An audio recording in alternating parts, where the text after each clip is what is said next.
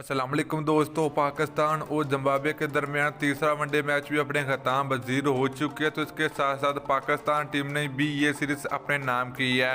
तो दोस्तों इसके अलावा आईसीसी ने भी ताज़ा तरीन ओडीआई रैंकिंग जारी कर दी है, जिसमें पाकिस्तान टीम की काफ़ी ज़्यादा तरक्की हुई है। तो पाकिस्तान टीम के कप्तान बाबर आजम ओडीआई रैंकिंग में पहले नंबर पर आ चुके हैं।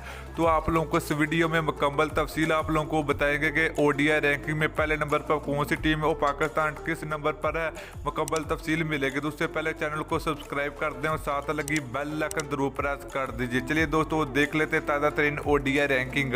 तो दोस्तों पहले नंबर की बात करें तो टीम इंग्लैंड 123 पॉइंट के साथ पहले नंबर पर मौजूद है। दूसरे नंबर की बात करें तो टीम इंडिया 119 पॉइंट के साथ दूसरे नंबर पर मौजूद है। तीसरे नंबर की बात करें तो टीम न्यूजीलैंड है 116 पॉइंट के साथ तीसरे नंबर पर मौजूद है। चौथे नंबर की बात करें तो टीम ऑस्ट्रेलिया 109 पॉइंट के साथ चौथे नंबर पर मौजूद है।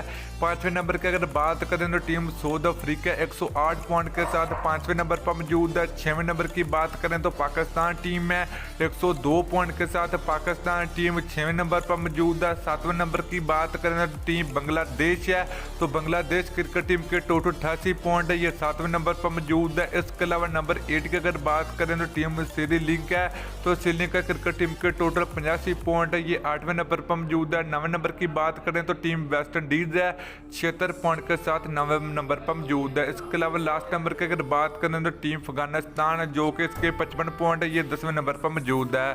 तो दोस्तों ये थे ओडीआई रैंकिंग ताज़ा तरीन 2020 के, जो कि आफ्टर मैच पाकिस्तान और जिम्बाब्वे के दरमियान तीसरा वनडे मैच खेला गया है। तो आप लोगों ने नीचे कमेंट करके जरूर बताना कि आपकी फेवरेट टीम कौन सी है और वीडियो कैसी लगी, तो ये भी आप लोगों ने जरूर बताना है। तो अगली वीडियो तक के लिए इजाज़त दीजिए। अल्लाह हाफिज़।